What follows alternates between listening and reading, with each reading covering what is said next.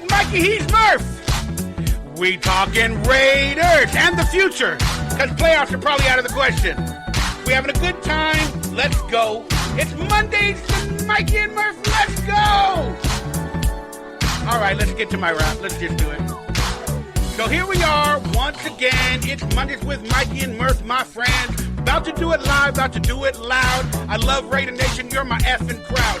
Every day we like to have a good time. We like to go to playoffs, but that's not on the line. But we're still going to have a good future because this has been a technically winning season. It's Mondays with Mikey and Murf. We talking Raiders and football dirt because we are a new type of awesome Raider talk show. We having good times. Let's go. It's Mondays with Mikey and Murf. All right, Murphy, here we are again. It is a week after another disaster in Raider Nation, but we're here, and you're the positive, most positive person I know, and we're going to try to bring the positive while talking about plenty of negatives in today's show. How you doing, Murph? What's going on in your neck of the woods? I'm doing fantastic, Mikey. Glad to be here back in On Air Nation once again for another episode of Mondays with Mikey and Murf. Unfortunately, my positivity well is being drained. I'm gonna try to keep it as light as possible, but man, I took a little bit of a beating this week, as we all did at Raider Nation. I came out with some pretty big words for Derek Carr and even a little bit John Gruden last week. And I had a lot of fun, interesting discussions with members of Raider Nation about that, and also about what we had to talk about subsequently on Raiders Fan Radio. So coming out of that, I still had the hopes, Mikey. I still had the idea that, look, this was Derek Carr's time to shine. This was the Raiders' time to shine. This was our chance to beat the Titans, arguably the toughest of the next 4 games, seal up a 10-win season, secure a spot in the playoffs, and then we went out and crapped the bed in the second half. And so I'm struggling to be positive, Mikey. You know, I'm still going to be that way. I'm still going to try to be some salt and light to Raider Nation, but I got to admit, man, this was a rough one. You know what? All excuses beside, we were teased by the Raiders this season. Oh. I mean, we were teased by them a lot. I hate to admit it, we overachieved on many occasions. And that's the problem, is we all want winning seasons. And we started feeling it after that Chicago victory. Then we won 3 straight a couple weeks back. And we were like, we got teased again, Murph. Yes, 20 years in a row, we're being teased. Yes, we did. You aren't kidding. You know, I said at the beginning of the year, and I meant it, that I thanked the Raiders for relieving me of the burden of expectation on this season. I didn't expect the Raiders to come out and be gangbusters and make the playoffs or win the division or anything. But then all of a sudden, it was against kind of, I want to call them cheap opponents, but lesser opponents. We won 3 in a row. We were in a position late to compete. And, you would like to say that going in that, well, look, if they're in a position to compete late, like, what else could we ask for? Well, we could ask for them to compete late because they had a chance to compete late, but then they didn't compete. And so that's just been a real tough one to swallow. Because again, they kind of teased us, Mikey. They kind of built us up just to freaking pull the rug out from under us. Yeah, Derek Carr teasing a lot of people as well. Like, what's going on there? We'll get into that more on today's Mondays with Mikey and Murf. First off, Murf, please let everybody know about your amazing content. Your podcast has been up there in terms of views. It's been trending. You're getting some major love from Raider Nation. Let everybody know where they can find you every week and your channel. And the description will be below for you guys to subscribe to my man, Murf.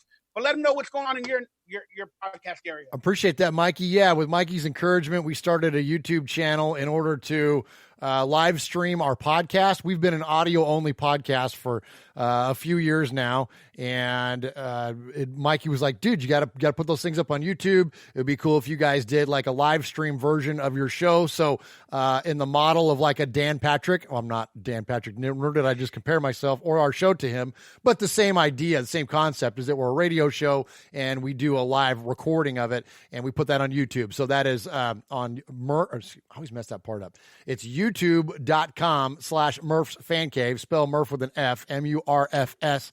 Fan Cave, and you can find us there. Please subscribe, smash the bell, as the kids say, and check out our live stream. Hit the damn button. Hit the button.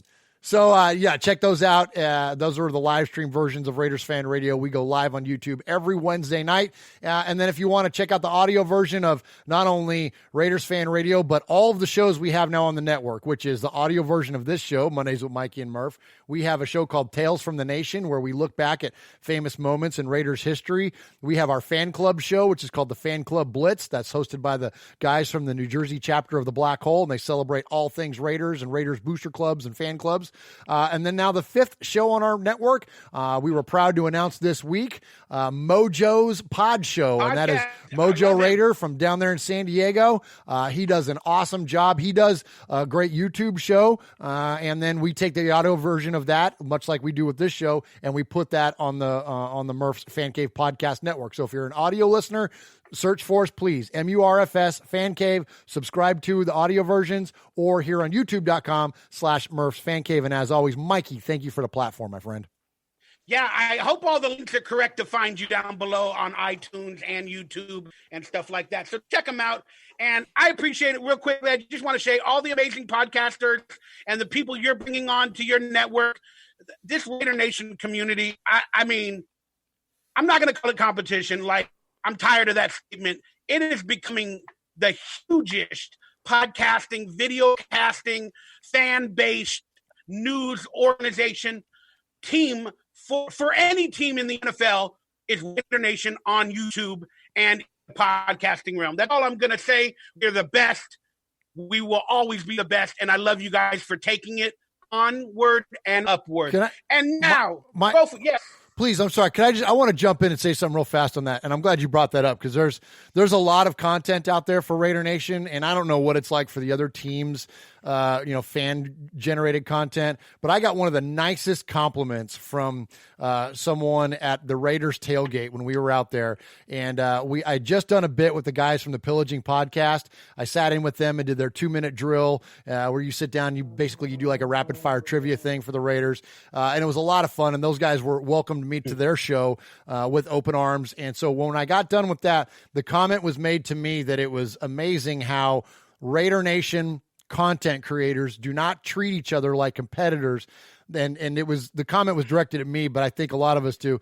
But I was told, look, you don't view them as competitors, you view them as colleagues.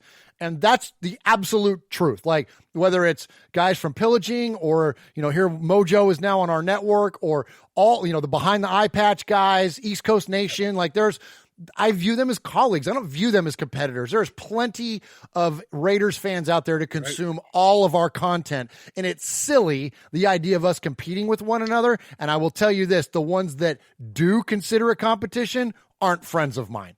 You know what I mean? Like, I don't rub shoulders with those folks. Any of the folks that I rub shoulders with continue to view this thing as collaborative, and that we are colleagues of one another. And Mikey, this show is a perfect example of that you and I had found our own successes in two completely different forums. You hear, obviously, on the YouTube, us with our audio show, and then you and I got together and we thought, well, heck, let's kind of combine our two worlds and see where it goes. If we had looked at each other like, oh, it's going to be competitive, and whose channel are we going to do it on, and who's going to get this and who's going to get that, that was never a part of our conversation. You and I were just like, hey, man, let's go put out another cool Raiders show. And here we are with Mondays with Mikey and Murf. So, well, let's give it up to a Raider trooper with a nice donation for our show. And he said, I'm so sad. I don't want to do videos anymore. I love you, Mikey, and I love you, Murf, from the Oakland Raider trucker. Thank you, brother. You always support. But just if I could piggyback on that, 99% of Raider video makers, like you said, they're not viewing it as competition. 99% of them. There are a few up there that are in it as a job, and I'm not going to disrespect them for that. And they're about making money. I, at one point, will always admit this. It became about money and competition for me as well. I got seduced by the dark side, Murph. I got seduced by the dark side of YouTube. But I've been recently trying to let that go and trying to, improve my life in many other ways. And you guys, just recently, a lot of you guys supported and donated for me in my life when I was crying in videos, needing help.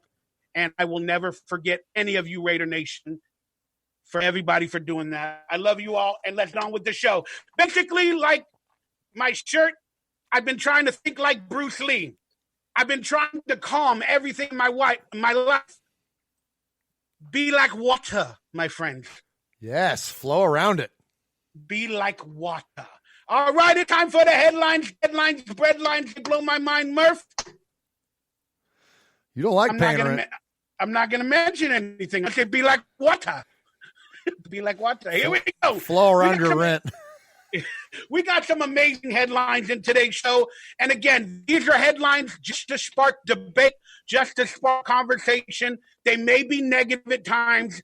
We may go into negative aspects about players or coaches, but it's not meant to piss you off, and it's not meant to be derogatory. We are all Raiders, but every week we're either happy or mad, and we are emotional creatures, and we do reserve the right to change our opinions daily because we are human beings. We are not robots with one set of mathematical opinions. We change every week based off circumstances. All right, let's get going in sad news. Rookie running back a few years back for the Raiders had a fantastic preseason. He was one of the favorites. He's also a legacy of George Atkinson, a famous Raider from many years ago. There was a tragic death in the family last year at this time with his brother. George Atkinson III lost his brother due to suicide. And then all of a sudden, we just got the news, I believe it was about a week ago, that George Atkinson III, the Raider preseason favorite that should have made the team, went on to play with Cleveland, passed away as well. Details were not forthcoming about what had possibly happened, and Derek Carr spoke about it.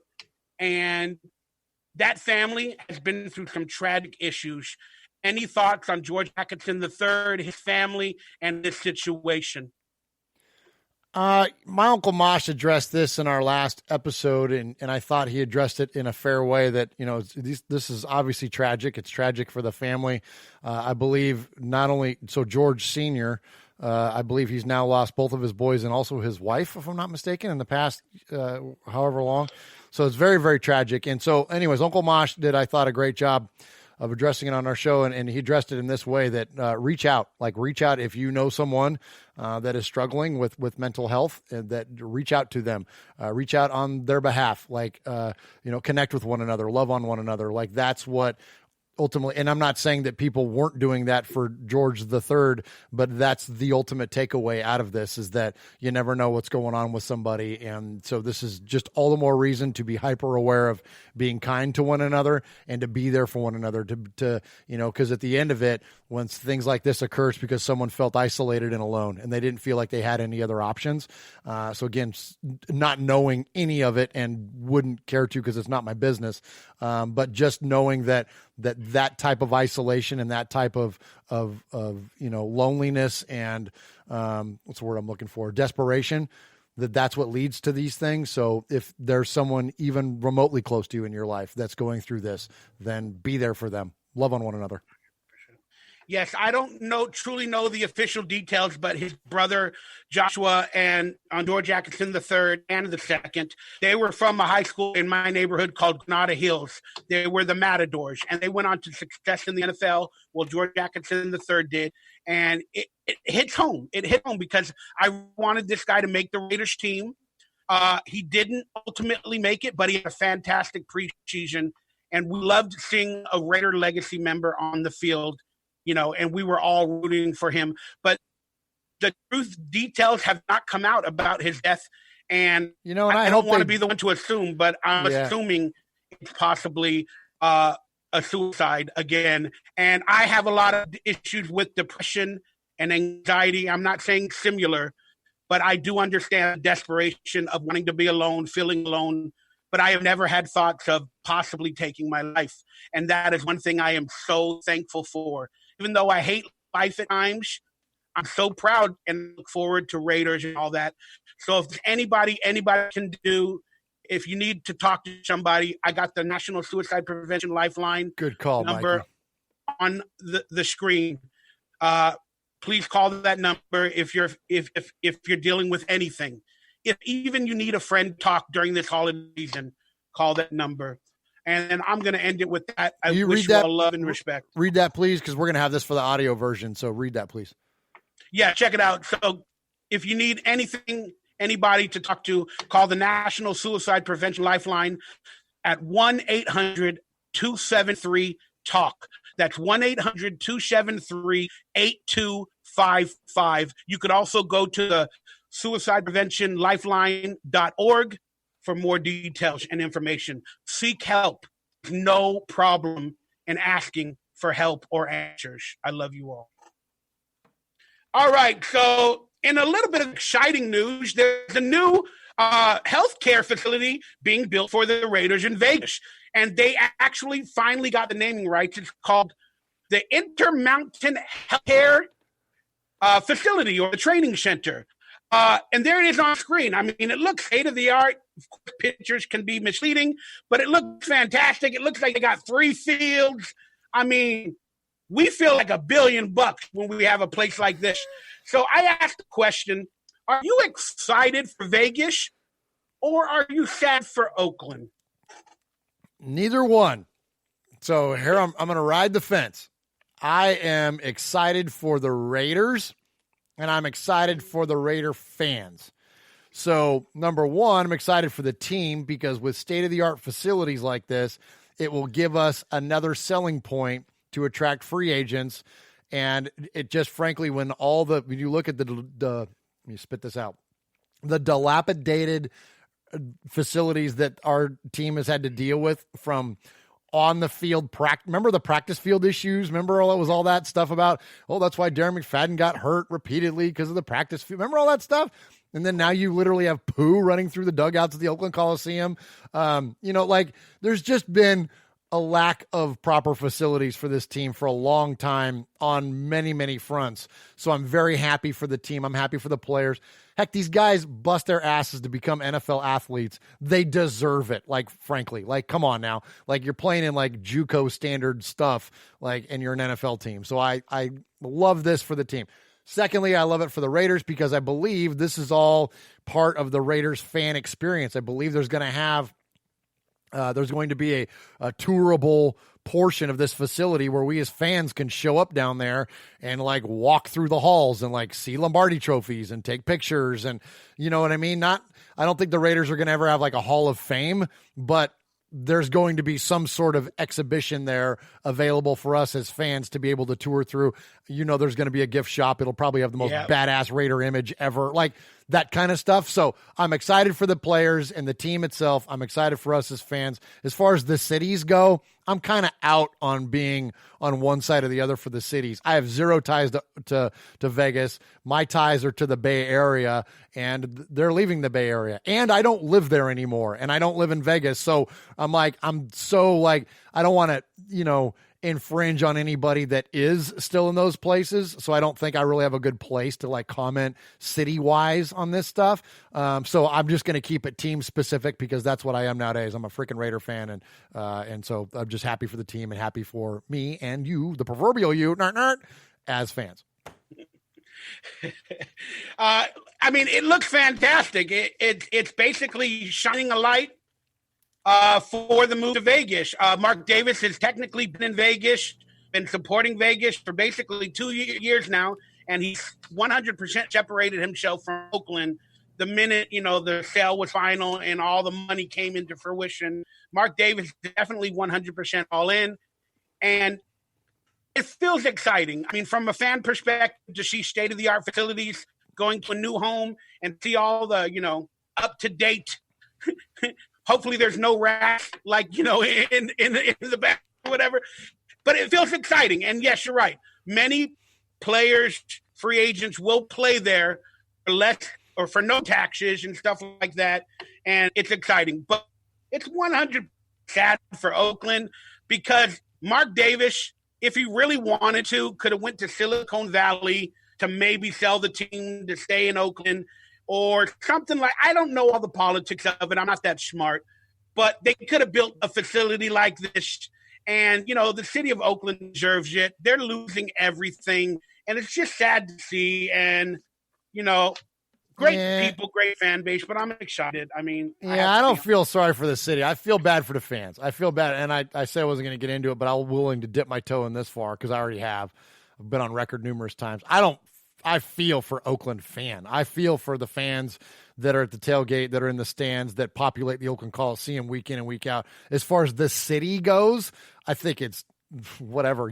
Those knuckleheads, including Libby Schaff, are the ones that lost this. If it wasn't for the fact that the A's got sued for the rights to the fan base in the South Bay by the Giants, then literally Oakland would have lost all three of its professional franchises. Like it's the city of, I don't feel bad at all for. The residents of, the ones that don't have the ability to influence these things other than by votes and are still the ones that support the teams regardless, those are the ones I feel for. The politicians and the bureaucrats, F them. Like, they're idiots. They're the ones that they screwed themselves so bad on this thing. And you watch, the A's are going to end up being the freaking Portland A's before we know it.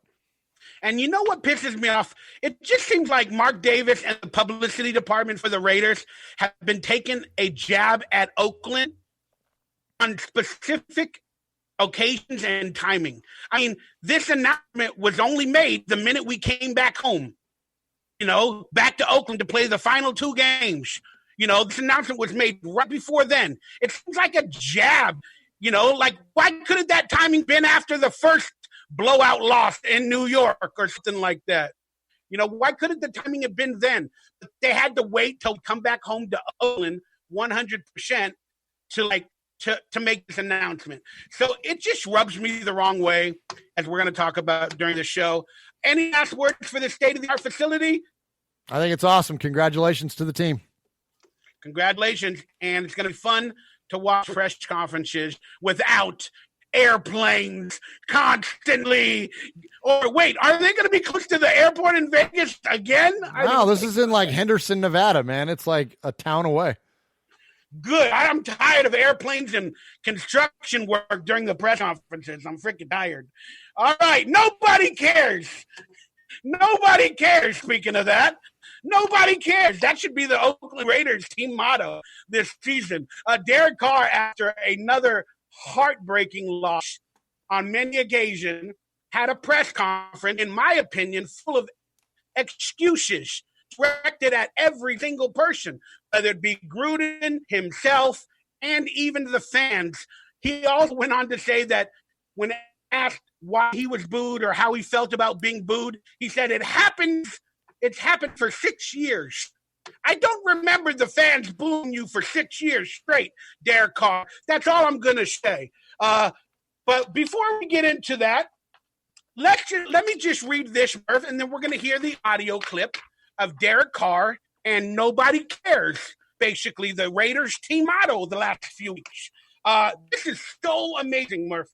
This is in regard to Derek Carr, 4th and 1, with 4 minutes left from the goal line, throwing the ball out of bounds. Raiders quarterback Derek Carr hung in the pocket 1 second after another, surveying and surveying and surveying some more, waiting in vain for someone to come free. He moved slightly to his left and then rolled back to the right, with Derek Carrier and Zay Jones running parallel with him on Sunday afternoon at the Oakland Coliseum. Neither guy was apparently open, so Carr eventually elected to throw the ball away on 4th and 1 with 4 minutes left, down 42-21. That's when the hometown crowd boos came.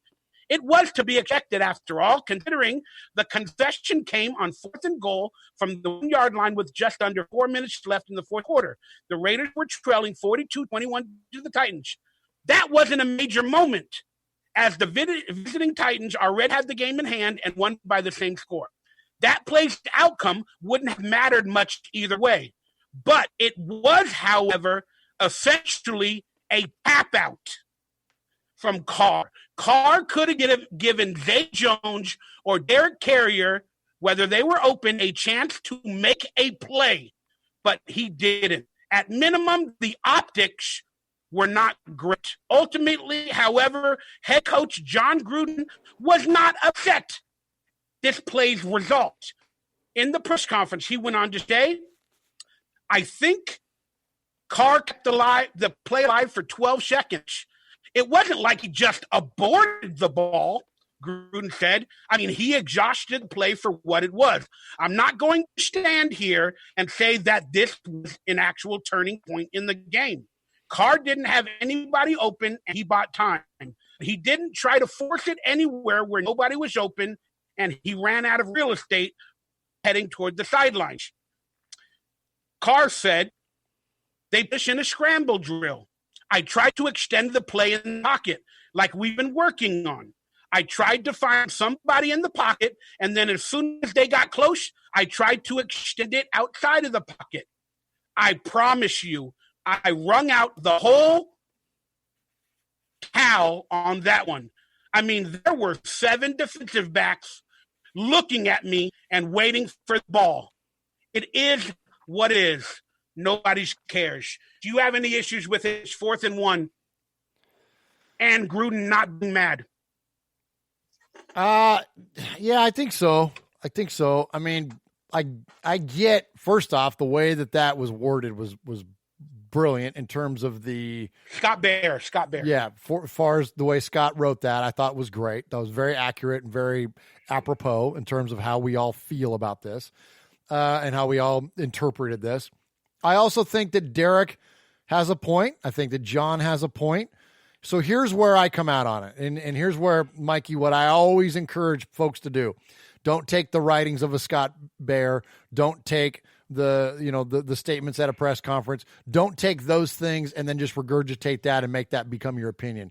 I always encourage fans to, and this should be in all facets of your life, critically think your way through all of the information that's available to you and then come up with your own mind. Okay? So here's what I say. So here's my process of critically thinking my way through this. Okay? So what does this mean? Correct. What does this tell us? Okay? What this tells me is that Derek Carr was under instructions from his coach because his coach confirmed his behavior. He confirmed that this was the appropriate way to process this play out. Okay. So now this becomes my question then, again, going through this process, is that the then default is for Derek to give up if the play shows not to be available, because you're right. He wasn't going to influence the outcome of the game, but now his default mindset is it's not there. Give up. Well, I don't know if I like that in my quarterback, frankly. And I'm not saying Derek is a guy that gives up. This isn't an assassination of his character. This is not me taking a run at him as a man. That's not what that is. So don't misinterpret any of what my comments are. My comments have everything to do with my all-time favorite Raider is Kenny Stabler. If Kenny Stabler is back there on 4th down, does he throw the ball away? No, he probably fumbles it into the end zone or tries to figure out some way to create something. And that's when I compare Derek to his idol Brett Favre and wish that he was more like that, or these other players that are currently in the league, Lamar Jackson and Josh Allen. And I get your quarterback can't magically be one of the best players in the NFL, but it's the mentality of, okay, I've exhausted all my possibilities. Now I'm just going to give. Like, I hate that. I hate that. And if that's being coached in him, I hate that too. So where I'm normally the guy that will apologize for Gruden, I'm not in this case. I'm also not going to apologize for Carr. I get their point. And look, that's the plan. Fine, if that's your plan. But as a fan, no, I don't ever want that to be your automatic go-to. Like, your go-to is to give? Look, I get avoid mistakes. I get all that. But what is the actual net result of this? What were the 3-4 things that could possibly happen there, Derek? Well, it's incomplete, right? It could be an interception. It could be an interception return for a touchdown. It could be a touchdown, right? You could get sacked. Okay, so I'm on 5 things now, right? 5 things also that would not have changed the outcome of the game. So why not take a shot at the scoring play to generate some momentum and morale going into the next week? Try to give your fans something to cheer for. Whatever the case may be, why not take a shot? If it didn't matter, then why are we giving? Like, then what do you then do? So then is Derek being motivated by his stats? Is his coach? Like, I don't know. And I think those are fair questions to ask. Is John Gruden motivated by keeping Derek Carr's stats intact so he could trade him? Is he want to show that his quarterback is producing at a higher level on paper than maybe what is interpreted? That way the reflection on him is better as a quarterback coach, coordinator, head coach. I don't know. But I think all of those are fair questions to ask. And ultimately where we come out is this. You know, Raider Nation, we want to rally against the haters, and I'm first in line to do that. And I'm always the guy that says, look, you can be critical. Every team's fans can be critical of them at the end of the year except for one, because only one team wins the Super Bowl. So all 31 teams' critics are always proven right at the end of every single year. But the only thing that guys like me who are, you know, willing to freaking die on the hill for the Raiders no matter what, the only thing that gives me ammunition is the visuals, is the optics of things. And right now, I don't have any ammo. Like, what can I say to someone that goes, Derek Carr and the Raiders and John Gruden suck? Like, with some stupid ass take like that. What ammo do we have, Mikey, to combat that? Because right now I don't. Because right now I just see us getting doubled up in the second half against the freaking Tennessee Titans, who are a great team, but they ain't that great. They ain't great enough to outscore us freaking, 21-0 or whatever the hell it was. Like, come on, man. It's just... So, I don't know, that was a lot. But anyways, please go, because I'll ramble all night. Yeah, nobody cares, Murph. According to CARR, nobody cares. Nobody cares, Murph. Apparently not Gruden when CARR made the 4th and 1 throwaway. Apparently CARR doesn't care that he made the throwaway. As he said in multiple press conferences, he's just trying to not make Gruden mad. And he's not trying to make a mistake. And nobody cares, Murph. That's the mentality that has set in to the Raiders organization and the players. Nobody cares. Nobody cares. That is what's going on in the locker room. That's the mentality. Josh Jacobs, as we're going to talk about in a minute, he's the only person that I've seen with a little bit of flair. In a press conference about a week or so ago, after a blowout loss, he said the team gave up the week before. But that week versus the Jets, they didn't give up. But instead, he felt like the team gave up. Who's he speaking of? Nobody cares. I mean, Derek Carr's statement is 100% correct. Nobody cares. It's a results-based business. We're here to just win, baby. But still, the mentality is not just win, baby. Mentality for Derek Carr's head, and forgive me, I'm not trying to get into his head, but he throws the ball away on 4th and 1. Why? Because he's afraid to make Gruden mad. Gruden has been teaching him, make good decisions in the red zone. Don't turn the ball over and all that other stuff. And Carr is not reading the game script. He's not understanding the game is over. Build momentum. Go into next week with a touchdown in the red zone. Give your playmakers a chance, whether they're open or not. Derek Carr's mentality is of, let me just work within the scheme, not make any mistakes, and I'm going to do what coaches tell me in a sarcastic fashion. So Derek Carr, I believe, throws the ball away, not to prove a point to anybody but the coach. Well, that's what you've told me to do on 4th and 1 in the goal line, not to make mistakes. So I'm going to throw the ball away. I'm not going to try and make a play because you don't want me to. Derek Carr made multiple excuses in this press conference, and we're going to hear the clips of that about writing a book about all the problems the Raiders had. I'm tired of these excuses by Carr. I understand their frustration. I think I showed some emotion too. But I don't think anything of it. It's happened for 6 years. Oh, yeah, it's been crazy. I mean, let's not sugarcoat it. Let's just be real about it, right? I'm into facts, and it's been a really weird year, right?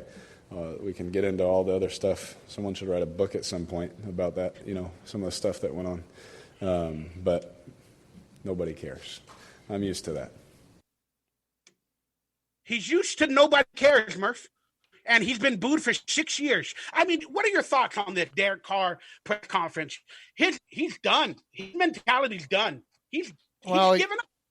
He's I don't know if he is or not, but he sounds like someone that's been defeated. And with the look, it was a crazy preseason and all that, but it didn't seem to have had a big impact on them in the first at least half of the season. But anyway, yeah, but now it does. Now we need to write a book about everything that's happening. Yeah, and that's curious. It's like, well, now all of a sudden you're losing, so now it becomes like, okay, now you had all this adversity you were dealing with when before you were rolling with the punches. That's interesting. Those comments. The nobody cares. I'm gonna still have his back on this one. That I believe that he's talking in reference to the us of the world, that he's talking about to the people that are not in the building. That you're right, Derek. We don't care. I don't care what your excuses are. I don't care about your adversity. I don't care about your injuries. I don't care about all that stuff because there are other teams like, I don't know, how about the Pittsburgh Steelers that have dealt with just as much adversity, just as many injuries, and have come out and are contending and right now seem to be a beat on the second wild card spot competing with the Titans. The Titans, another team, dealt with a lot of injuries, had adversity, changed their starting quarterback for crying out loud. Like everybody deals with something. Now, you can deal with something and remain mentally tough, or you can, deal with something and then when things aren't going so well, float it out there that it's not an excuse. Well, now you're using it as an excuse. Like you shouldn't have brought it up at all. Like if it wasn't a big deal, then what are you bringing it up for? So I'm just a little confused on that. Again, I can only go off of what his words are, but this doesn't sound like somebody that's like, the epitome of confidence anymore. I don't know. And again, I'm not reading into him. This is not taking a shot at him. I'm just telling you what it sounds like to me. Whether this was somebody I worked with or somebody that I was a family member or whatever, it sounds to me like he's defeated. Now, if you don't think that he is, God bless you. And I hope you're right and I'm the one wrong. And I look forward to eating all the crow in the world. But right now, it just doesn't sound good. He just doesn't sound like a guy that's really confident in how things have gone on. And look, and I know that the part of that comes from the losing. And I know that you get beat down so much and then it starts to come out of you a little bit. But it just, I don't know. I'm just confused, man. I'm really, this season, more so than a lot here lately, especially in terms of him, have confused me. And the last thing I'll say on it is this, is that, and the reason, and part of that, this whole idea of, well, they've been booing us or me or whatever for 6 years. That's not so much been the case, man. Like we've had your back for a long, long time, Derek. And I've had the good fortune of attending a lot of Raider home games over the past 6 years. And I don't ever remember or recall being there for, open boos or cascades of boos.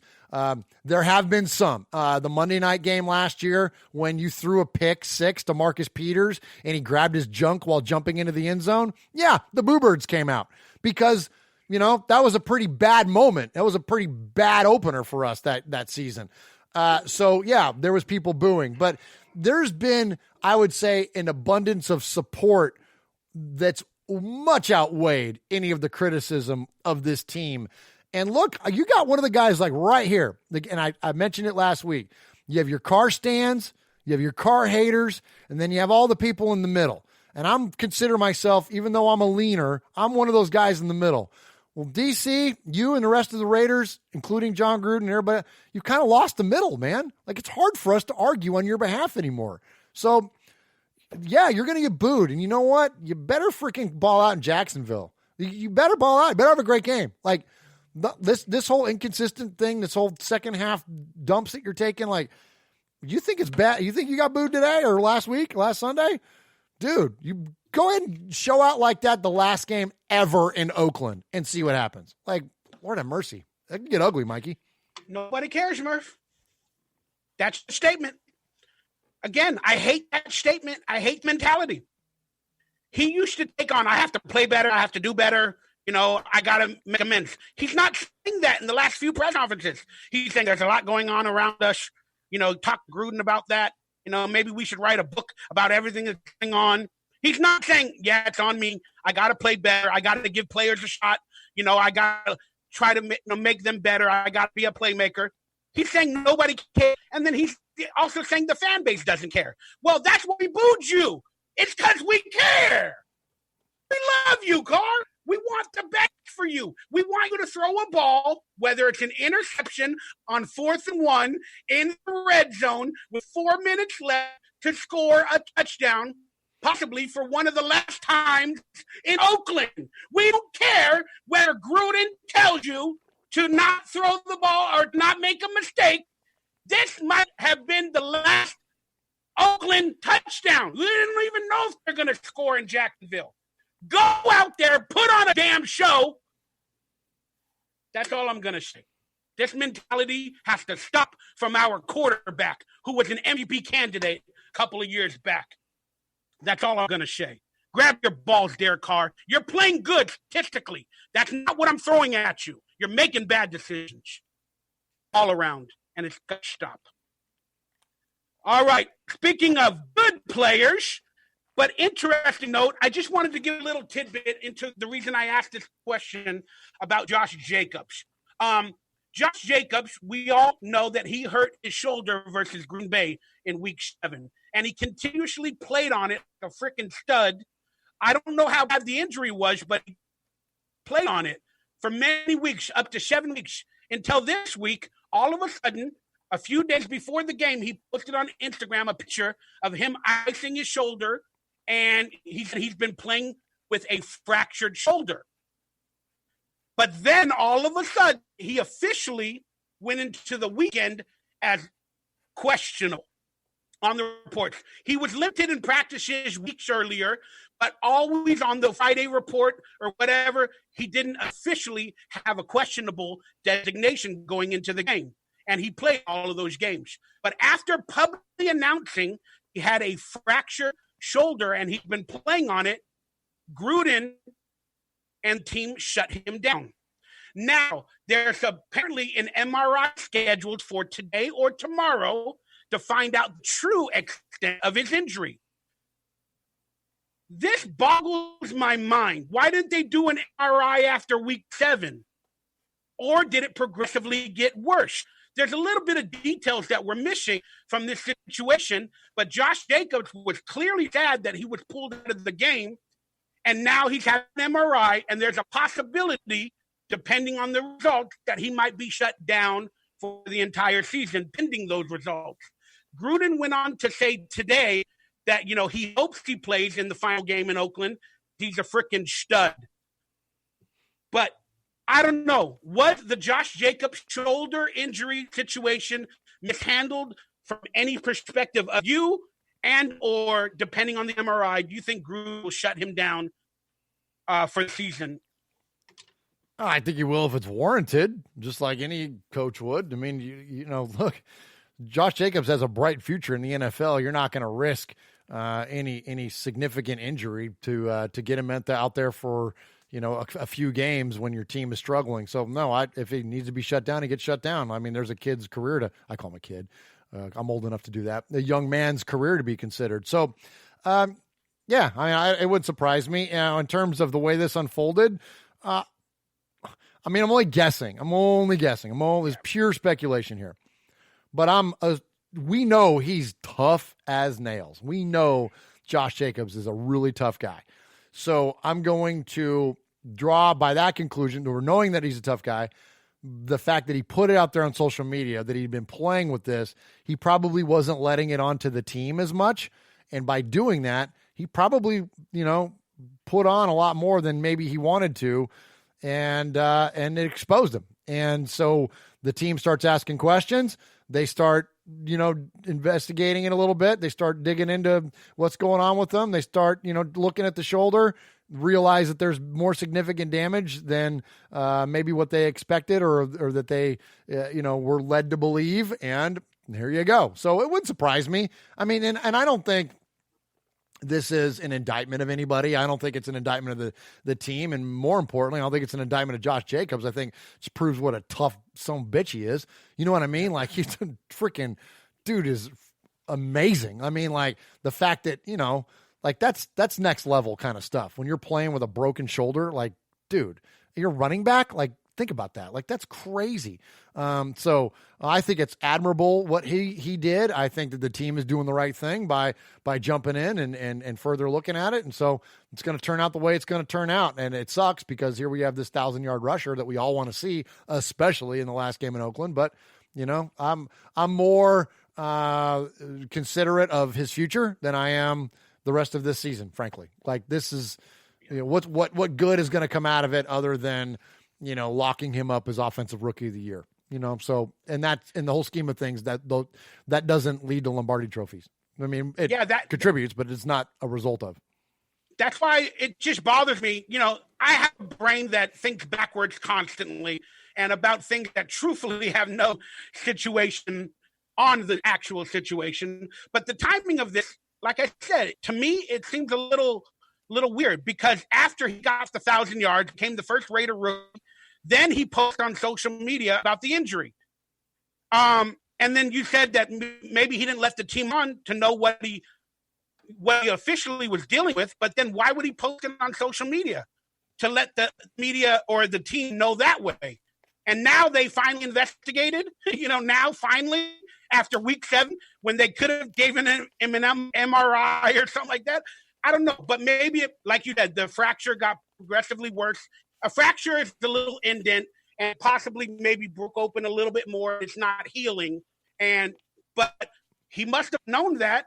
But I don't know. It's just, the timing of it seems weird. It's like after he got his stats and everything, like now they pull him. I don't know. But I love the dude. I wish him the best. And I hope he could play for the final game in Oakland. I really hope he does. That's all I'm going to say about that. But that brings me to this. Josh Jacobs had a mic'd up video. He doesn't like to be on camera. They had him mic'd up for the previous game. And boy, he came out of his shell when he was mic'd up. I loved watching the footage. He was leading the team on the field, all of the players, even offensively and defensively. And he's more animated than Derek Carr should be as leading the field or the team. So I asked this question. Do you think Josh Jacobs has taken over the leadership in that locker room by playing with a fracture, by what he's doing on the sidelines, by his, mic'd up animations? And is he possibly should be the team MVP when normally that goes to a quarterback? But as we all know, our quarterback believes nobody cares. But team leader and team MVP, Josh Jacobs does. Talk about him, the team leader, and is he the MVP? No, I don't think so. I think that he's gained a lot of respect and he's gained a lot of credibility with his behavior and his play and his, just his overall mindset and approach to the game and all. Yeah, I think he's earned a lot of respect of the veterans, and he certainly has of the fans, and he's quickly become a favorite. Derek Carr is still our leader on offense. We may not all be pleased with what he's done lately, but he's still our guy. He's still the guy that's wearing the C on his chest, and at least for the remainder of this season. And he's still, the de facto leader of the football team. I'd say that if anybody rivals that, it's Rodney Hudson, and Rodney Hudson is our MVP. Rodney Hudson is the best player at his position, arguably in the game, let alone on the Raiders team. And I think that sadly, because of the way this season has unfolded, our offensive line's quality of play is become like not even a topic of discussion. Think back to last year. Where's all you Colton Miller critics right now? Where are you? Like, I'm having trouble hearing you right now. I don't hear you. Where's all the haters at? Like, I'm not speaking, but I'm still here. There was a lot of people giving that guy 10 kinds of crap last year, and now no one says a word about him because the offensive line is balling out. Gabe Jackson is playing great. And of course, I mean, the stalwart, our absolute leader is Rodney Hudson. And, Richie has come in and done well. Trent Brown, the big show over there at right tackle, has done amazing, but it's Rodney Hudson. And so without guys like Rodney, you don't get even any of the success Derek Carr has had this year. You don't get the success that Josh Jacobs has had this year. So to me, the team leader and the team MVP, if it's not Carr anymore in terms of leader, it's Rodney. Different styles, clearly. He's not the vocal presence and out there doing press conferences like your quarterback is. But I think that if you were to poll the offense in the rooms and in the locker rooms and in the rooms in Alameda, Rodney Hudson would definitely be way, way up there, if not at the top of the list. And then certainly in terms of play, like it's hard to grade a center. Like I'm not Ted Wynn. Like I don't grade all 22 film and all that kind of stuff, but just knowing the results, seeing it for whatever my eyes can tell me when I watch a game on Sundays, Rodney Hudson's the guy. Who's our leader on defense? I mean, I could say it was probably perfect, but he's gone. Do we have any leader on defense, honestly? I don't know. Max Crosby and two rookies? Yeah, can Max, is he becoming a leader? I think that if Jonathan Abram doesn't get hurt, he quickly becomes it. You know, that guy, you see him, you still see shots of him on the sidelines now. Like you see him and he's up there and he's talking to guys and he's like, you know, when guys come off the field, they go talk to John. You notice that? You notice with Josh Jacobs and all, like off the field, like they go to John. So, and Jonathan he's over there being an earful to the opposing players. Like I would have loved to have seen, because you know he's a Mississippi State guy. Brown for the Titans is a Ole Miss guy. I would have loved to have seen those guys playing against each other. Gosh, that would have been amazing. Just seeing that SEC rivalry carry over into the NFL would have been awesome. But anyways, I think Abram, like, because who else, man? Like, yeah, I hear you on Burfict. I mean, Whitehead is, I'd say if you had to point at somebody, that's the guy. He's the veteran. He's the guy that's, you see him still taking charge. He doesn't have the impact in his gameplay that a typical quote leader would have. You know what I mean? Like you think of like, you know, Ray Lewis or whatever, like guys that are. I'm gonna get on Whitehead in a little bit. You're gonna love this. You're gonna love. I'm sure I will, but he'd keep it Raidery, like Greg Biekert. Like if you think in those terms, like those were your leaders and they were these great players. Whitehead is frankly kind of struggling, but he doesn't have a lot of help either. So, anyways, I would say if I had to pick somebody, not even if I had to, I would say Whitehead is your leader on defense. All right. I love your take. I'm not going to talk about, I think Jacobs is quickly becoming the MVP. I don't care about defense. Now, we don't have to talk about this subject, Murph. If you just want to say pass, I have no problem with it. But it's a storyline, and I'm going to use it for clickbait. So here we go. Antonio Brown is doing stuff on Twitter and Instagram. Can you believe it? Can you believe it, Raider Nation? He posted a picture of rehash with him and Tom Brady with the caption, "I miss you, bro." And then I had a question, why the hell are you not posting pictures of Derek Carr, who befriended you just as much as, if not more, of Tom Brady? Then Antonio Brown, he posted a lengthy apology, apparently to the Raiders and the Patriots, trying to get back in the NFL. And he also made a video called "The Comeback Will Be Greater Than the Setback." Then he has a picture with the words "act differently" in front of him in his Raider press conference. Is there any credence to Antonio Brown apologizing, and your take on any of this? I got 2 words for you. On this story. You ready? Fuck it. You ready for my take on this, Mikey? For all of it? Oh, I know what it is. I'll get the hashtag out. Oh, here we go. Hard pass. Go ahead. Oh, I thought you were going to say hashtag FAB. No, I don't. No, this guy. No, his name shall not cross my lips. Go ahead. You talk. Oh my God. But you know, CARR will say nobody cares, and a lot has happened, and we need to write a book about everything that happened. And Antonio Brown is one of those idiotic things that happened. Tom Brady has how many Super Bowl rings? Derek Carr has none. That's why Tom Brady's gotten the attention. That's it. Period. Let's talk about Raiders again. Stuff. Antonio Brown only cares about people with money and rings. Whatever. Let's move on. I don't know why I did that story. I just felt like being weird. This is an interesting tweet. Jerry McDonald wrote this tweet about John Gruden in his press conference on Derek Carr. I think he played really well today, Carr did, considering what's going on around him. I think there's a big story there. At least we recognize it. Really proud of the way he's competing and performing with all these moving pieces. Derek Carr even went on to say something he'll let Gruden speak about what's going on behind the scenes. In both of their press conferences, they said something is going on, and they referred to it. Derek Carr said, I'll let Gruden speak about it. Now, Gruden said, I think there's a big story there. What's going on? I mean, we don't have no answers. They're both putting excuses on something happening, and there's a big story there. Is it the injuries? Is it the revolving door at every position for the Raiders? What are they using as an excuse with this tweet or this quote from Carr and Gruden? Yeah, I don't know. I don't know, man. I mean, things are a crap show, at best right now. You know what I mean? Things have gone completely off the rails here in the second half of the season. And so, I don't know. I don't try to read anything into what it is other than they're now in a position they didn't expect to be.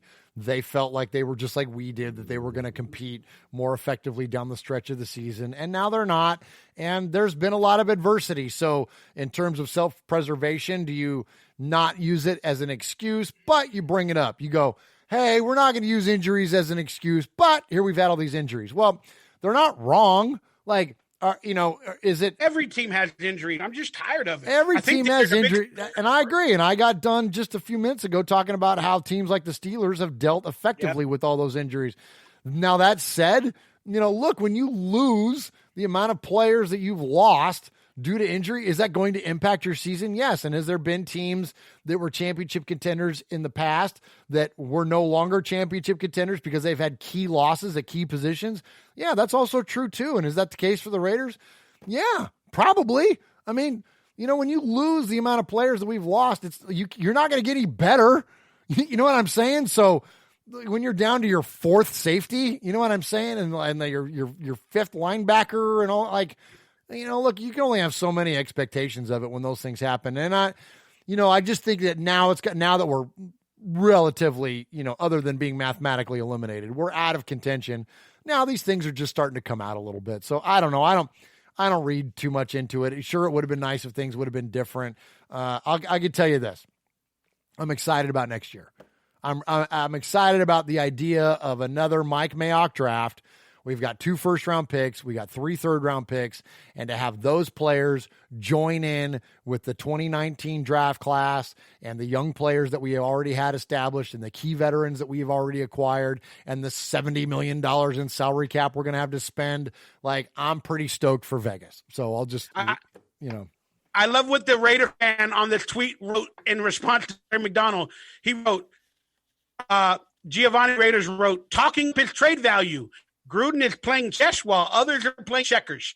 He keeps speaking good. So apparently he's insinuating Gruden is speaking good about Derek Carr and padding his stats all year to hopefully trade him in the future. That's an interesting tweet. I don't think he would pad his stats without the intention of winning football games.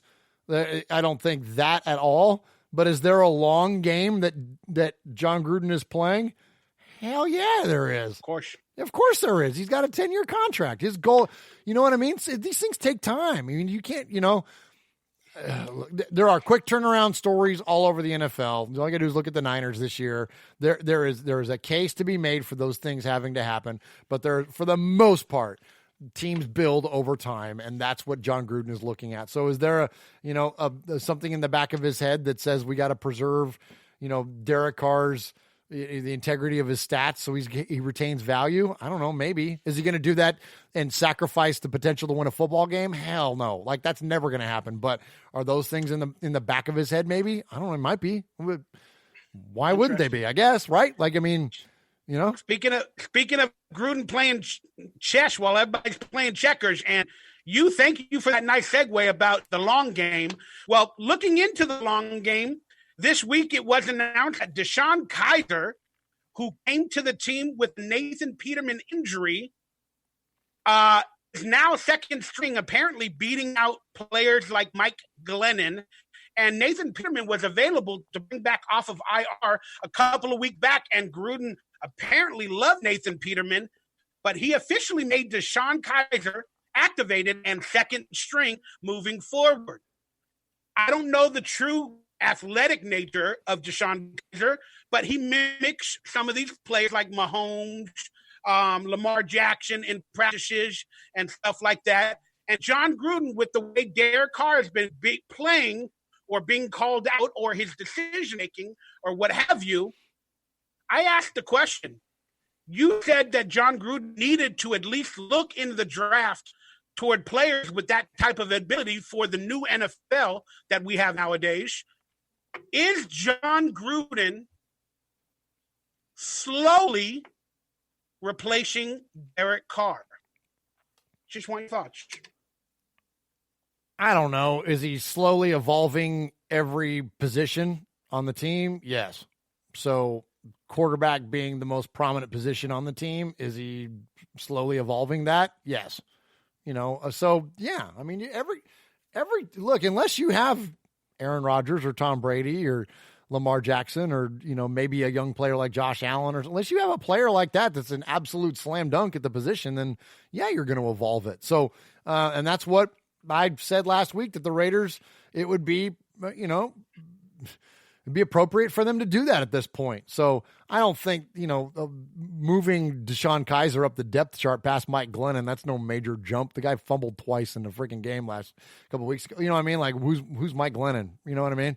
So he looked good. It was wet and raining. So you got to give that up. Mike Glennon not having any practice. Come on. Practice. Yeah, he's Mike Glennon. Like, well, so elevating DeShone Kizer, a big arm guy, somebody that Gruden we know liked, Notre Dame guy. That's not surprising to me at all. And so to answer your question in terms of like long term, yeah, I think that it would be fair for them to bring in somebody. We got 2 first-round draft picks. Heck, you seen these latest? I'm not a mock draft guy, but I do look at like where different players are ranked in terms of like versus the others at their position coming out in the draft. Freaking Jalen Hurts is ranked like, I don't know, the 17th quarterback or something. So somebody clearly you could get with a 3rd-round pick, and the Raiders have 3 of those. So is it out of the question that the Raiders draft somebody like that with a 3rd-round pick to sit behind Derek Carr for a year and to push him and challenge him for QB1? Yeah, that's very feasible. And why would you not, considering Derek Carr's cap number is only, at least the dead cap number is only $5 million. So yeah, you would definitely do something like that. And if I don't think the shot. Oh, go on. Sorry, I was just saying, and they would, it would be irresponsible not to at this point. I'm not saying that DeShone Kizer will replace Derek Carr. I'm just saying the optics of this situation might light a fire because Derek Carr's been struggling. Then all of a sudden, DeShone Kizer was brought up to 2nd string when optically, in terms of public perception, he looks like he could be one of those athletic quarterbacks with a big arm. So optically, it might light a fire under Carr. It might make the media talk about it during the offseason more. It might give the offensive coordinator, Greg Olson, some play calls. He might invent some plays in the next couple weeks for DeShone Kizer out of the backfield if he could run or throw the ball deep. They might put DeShone Kizer in a game, when the game is out of hand or in the final game, just to get a look at the quarterback situation moving forward before the draft. But the optics of this are interesting. Maybe. It depends on what offense they're going to run. John Gruden's West Coast offense is not going to be run by someone like Jalen Hurts. Like, that's not that you want someone more like Joe Burrow. You know what I mean? You want somebody like that, someone that's a more, pocket type passer. You want somebody with some escapability, but it just depends on, Derek Carr, and I'll give him credit. He showed more of that in this last game. He was finally reverting to that. You know what I mean? That fluid lateral movement where he'll get outside the pocket a little bit and move around. Like, he was finally starting to do that again. And I don't know if that's under coach's advisement or not, or if that's just him letting his abilities take over or whatever. But those offenses that you referred to and those offenses that we see that those quarterbacks are running, that's not the offense that John Gruden runs. So are you just going to bring in someone with that kind of athletic and passing ability just because? Or are you going to bring them in with the idea that you're going to then adjust and build your offense around them? I don't know. And until we know what that answer is, and we may never know, because why would they tell us that? Because then we just give away what their intentions are in the draft and all that. So unless that answer is or unless that question is answered, then we don't know what they're going to do. So look at anything, it's going to be exciting, right? Like, it'll be fun to see where this thing plays out. Heck, you got someone like Mariota that could run that kind of an offense too, and he's probably going to be out there. I mean, not that Mariota's the guy, or maybe he is. I don't know. It wouldn't be the first time the Raiders had a reclamation project, so who knows, man? It's. I think it's more than ever. It's up in the air, and it should be, but it's more right now up in the air than it ever has been. Yeah, it's just very interesting, the timing of it. And you said that once they made Deshaun Kaiser second string, all of a sudden Derek Carr is trying to make plays with his feet. I don't know. I'm just saying, maybe that lit a fire under him all. Yeah, it's just the optics are very interesting. I will say this. If anything, the guy I'm rooting for is Tua, because he got hurt, sadly, and assuming everything's going to be okay with his hip. So is that the question? The answer to the question? Any college quarterback you would draft in 2020 for the Raiders' possible future? I'm purely talking with my fandom here, but I would love to see a left-handed Alabama quarterback be our freaking quarterback. Come on, Kenny Stabler. We'll call him Snake Tagovailoa, man. I would just love the idea of a lefty Alabama quarterback taking that back over our offense again. And he's going to be around because he's going to fall a little bit because he got hurt. So you know what? That might be the perfect storm. People wanted us to tank for 2 last season or this season possibly. But now, this injury, probably got a year or so to get right. And then that could be the final year or two, Derek Carr. And then Gruden could possibly move on or draft Tua in the second round if he falls. Or maybe late in the first, depending on that situation. But it might be the perfect opportunity to sit behind Derek Carr for a year or two, get his feet right. And then if there's a possibility of changing for the future beyond Derek Carr, Tua would be on our roster, and he might be a perfect fit. Any quarterback I could think of that I want for the Raiders' 2020 future, it's whatever quarterback that's out there that can run around and make plays and throw the ball on 4th and 1 into the goal line and possibly the final touchdown in Oakland. That's all I'm going to say. Whichever quarterback's going to do it, that's the quarterback I want. We'll leave it at that. All right, Murph, thanks for all the headlines and topics. And let's get into, I guess, the game review, the blowout review. Here's where I said I was going to speak about Tahir Whitehead. Our defense sucks. That's all I'm going to say. It's revolving door everywhere. The Raiders do not have the right schemes or whatever. We'll talk about that in a minute. But Tahir Whitehead, he leads every game in tackles and stuff like that. But does that mean he's good? I don't know. But before the game, on the game that was called the Cause for Cleach, where they raise money for charities and all that other stuff, he takes a picture before the game of him and his $1 million grill in a Cause for Cleach game. And during this whole season, Tahir Whitehead on Hard Knocks was showing his guns, his shirt, his clothing line. It feels fake AF for publicity, and in a losing season, it feels like since he's leading every game in tackles for a bad defense, he's trying to gain brand recognition or fame, whether it be social media and all that. And the reason it ticks me off, yes, it's because we lost, and I'm salty.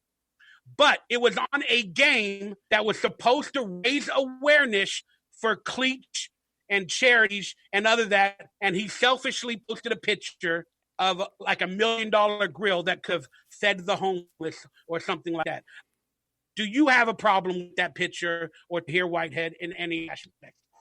No, if we indict every athlete for trying to promote their brand on social media, we can pretty much shut down the NFL. Good point. I don't have a problem with this at all.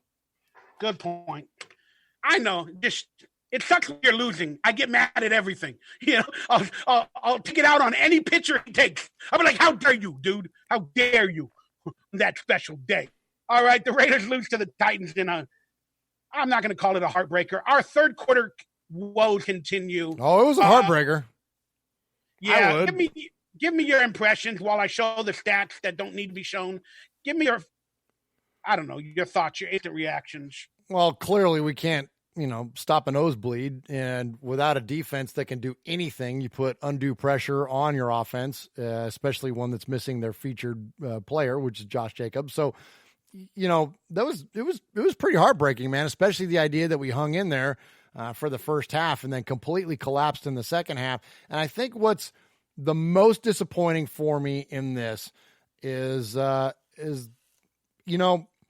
gets thrown around a lot that the coaches need to make more adjustments. Okay. Well, what kind of adjustments? Come on, Mr. Evaluator. Come on, Mr. Analyst. What adjustments? They make fun of me all the time for that. What adjustment? I see it, and it's not just you. I'm not taking a shot at you, but it's all over. It's all over social media. People are always like, "Oh, the coaches didn't make adjustments at halftime." Well, then what did you want them to do? Don't just throw out the adjustments word. Throw out specifics. What specifically did you see with your, amazingly talented NFL eye that has you driving an Uber on the weekends? What is it that you saw that the defense needed to do to adjust, or the offense needed to do to adjust? Now, that said, clearly there's something that's happening with the team in the second half. I don't know what it is, so I'm not going to pretend to be that guy, but I will tell you this, that clearly the team plays differently in the second half of the game than they do in the first half. So whatever that is, until we get that figured out, then, you get what you got. And unfortunately, we didn't have an answer for them offensively. We didn't have an answer for Derrick Henry.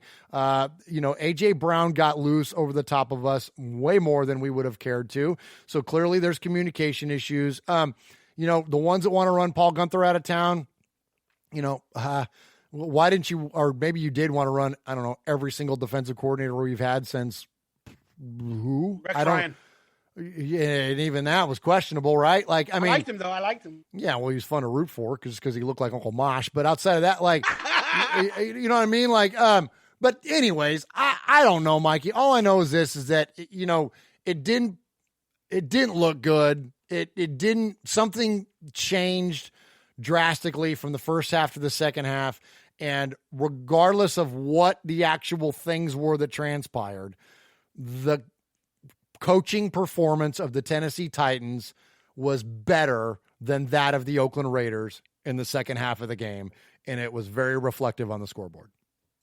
I mean, I agree. Again, we as fake fan announcers or analysts, as honestly I'm one of them, I admit it, but you're right. It feels like there's no adjustments, and we tend to struggle constantly. We don't know the game in and out. We do is play Madden. But at least on Madden, we change the plays. At least on Madden, change the plays.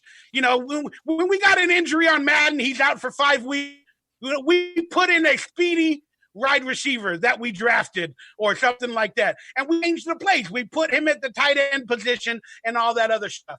I don't know technically if the coaching staff or whatever are changing the plays. During that entire game, I was live, Murph, and I called out every play on third down. I go, there's going to be a crisscross. They're going to look at Tyrell Williams or Darren Waller on the left side of the field, or Jalen Richard going to run to the right and go out for a screen pass. And it happened. 40% of the time I called it out. I'm just saying, Gruden's offense is not built for shootouts. Can't be done. Whether it be the players we got, they're not getting open, whether it be Derek Carr's decisions, we are not built to come back from 14, let alone 21 points with this offense. Not right now.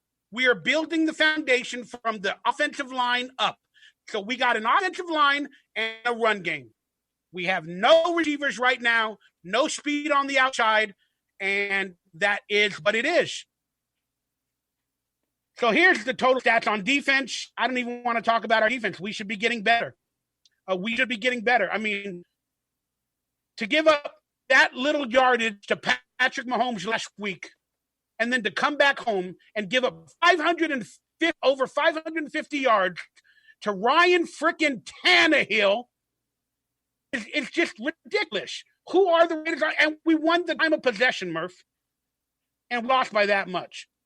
Again, think about the defense and what's going on. I mean, if you got to fire anybody, I'd fire every player and every coach. Murph don't even want to speak about it. I'm done, man. No, I don't know what else to say. I mean, is fire everybody the answer? Has that ever worked? No. Like, oh, I know, but fire everybody never works. Like that. No, you have to stick to the plan. You have to stick with your coaches. You got to stick with not even saying stick with your players necessarily. You have to stick with certain players. But firing everybody never works. Look around the league. Firing everybody never works. Very rarely does it work. I mean, not when you have a clear-cut direction and leader at head coach. From there out, when you go coordinator down, does it work when you just, quote, fire everybody? No. Did it work when we fired Ken Norton? No. Did it work when we fired Bill Musgrave? No. Did it work when we fired Tom Walsh? No. Did it work when we fired Coach Randy Hansen? No. Did it work? I mean, like, we can go on and on and on and on and on, and firing people is never the answer. So those of you that are out there that are like, oh, we just need to get rid of this coach or that coach or this coach, give me a specific example in the past where that worked. And then I'll be like, hey, maybe you're right. But, unless you're talking about maybe Ron Rivera coming in to be our defensive coordinator, like that, I might be able to slide behind, because we know Ron Rivera is a bomb defensive coordinator. So maybe if we can bring him in to replace somebody like Gunther, I could see something like that. But aside from a really, for lack of a better term, hot candidate like that, like, who are you going to bring? Like, who's your freaking golden goose out there that's good? I can't, like, the people that are like, we need to bring back Jack Del Rio. Like, really? Like, how many ex-Raiders head coaches do you want on this staff? Isn't Tom Cable enough for you? Like, give me a break. Hey, let's see what Norv Turner's up to nowadays. You're like, get over it, man. Stop it with this stuff. I know, but it just goes back to Raider fandom of the legacy. Like, even though they got fired or they left the team possibly in turmoil, at the end of the day, 10 years later, we all still love them somehow, some way. But the only person that I think about that they're not asking for a return has been Jamarcus Russell or Matt Schaub. Yeah. I haven't heard about any of that. Hey, good thing Lane Kiffin got hired by Ole Miss today. Otherwise, we might be looking at him too, right? Oh, my goodness. All right. But how about some kudos to DeAndre Washington? Was a cut candidate in training camp. Of us people, we were picking players that would be cut during training camp and all that. And the injury to Isaiah Crowell cemented him to be on the team again for a third straight year.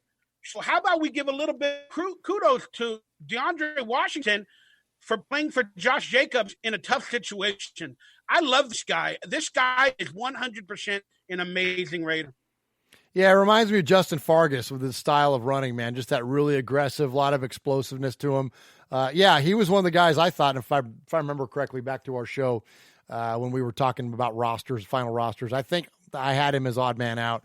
But back then I even remember saying that it wasn't because of I wasn't a fan of his style. I just thought that it was a numbers thing that was just going to play out not in his favor. But yeah, so kudos to him. Unfortunately, we couldn't do more around him.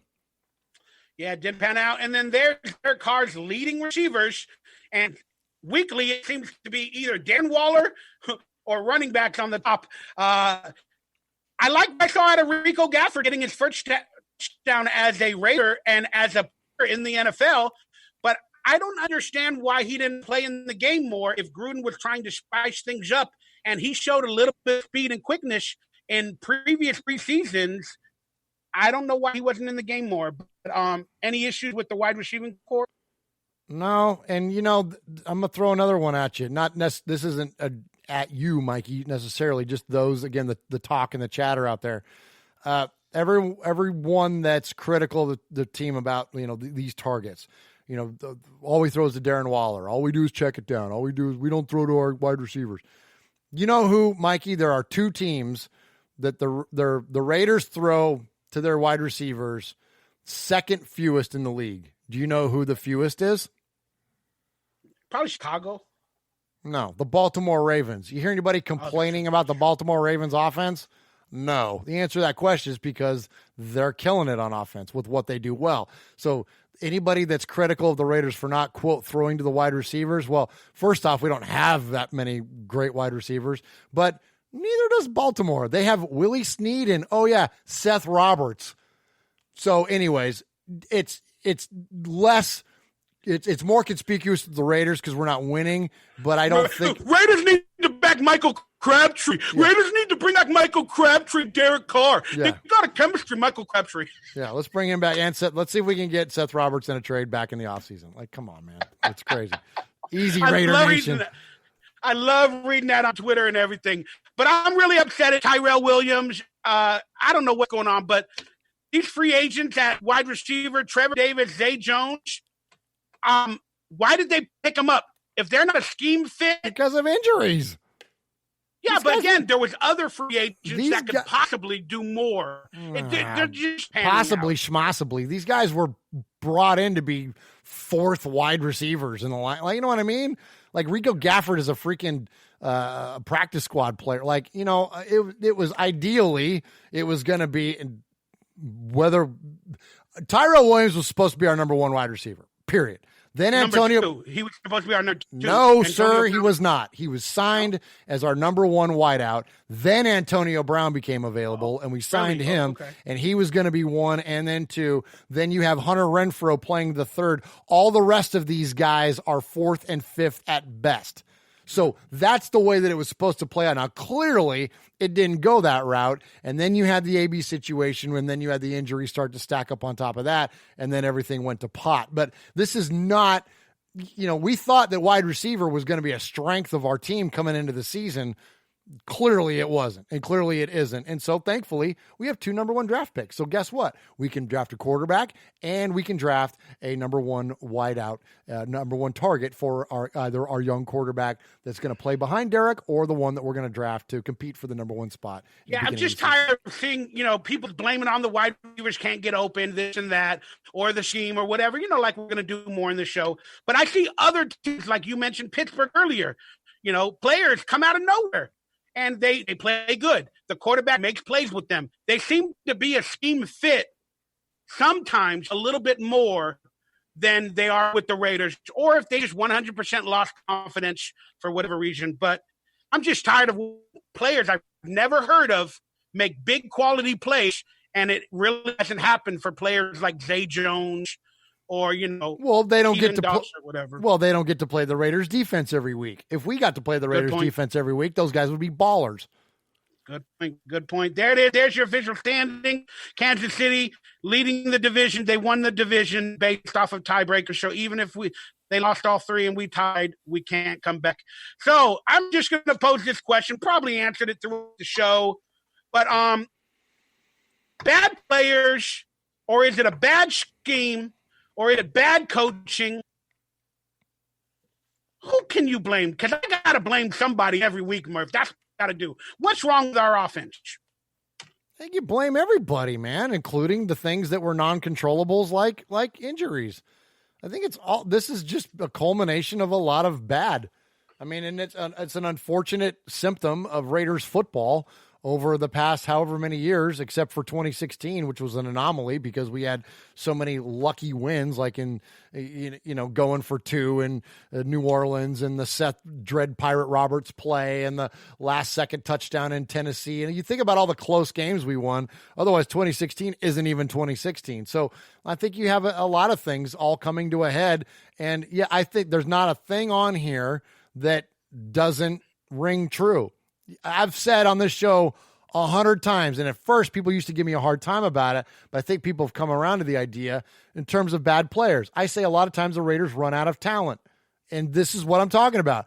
You get to a point where you can only sustain a certain amount of injuries, and then your talent is out. Then now you're scrubbing the bottom of the barrel for somebody to fill the role. You're getting warm bodies. You're bringing in practice squad players. You know, you only took a couple injuries to linebacker and safety and wideout, and all of a sudden, like, yeah, so we don't have any depth there, and so we run out of talent quickly. That's the bad players portion of it. The bad scheme. There you go. There's the scheme around Derek.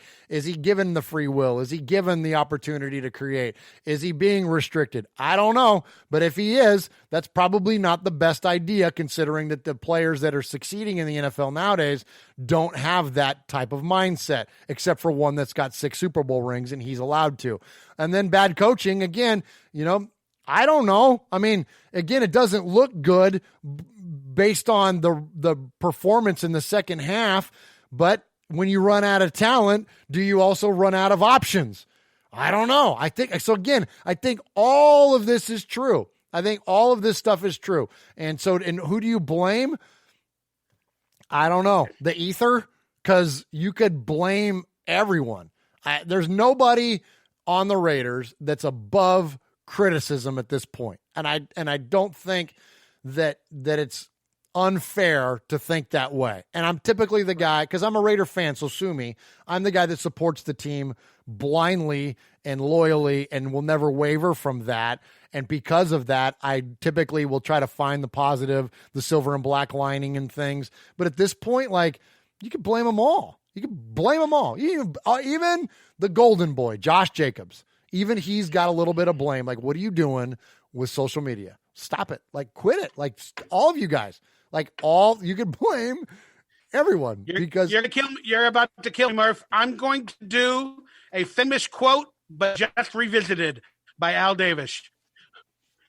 When you have bad players and you have a bad scheme and you have bad coaching, you tell them one thing. Nobody cares. Just lose, baby. Oh, it's sad. It's sad. I didn't want to do that, but long story short, yes, we have bad players in certain games. They're dropping balls. They're making mistakes at key moments. So, yes, in certain games, you can blame them. In many games, you can blame bad schemes. Is John Gruden truthfully that predictable? I don't know.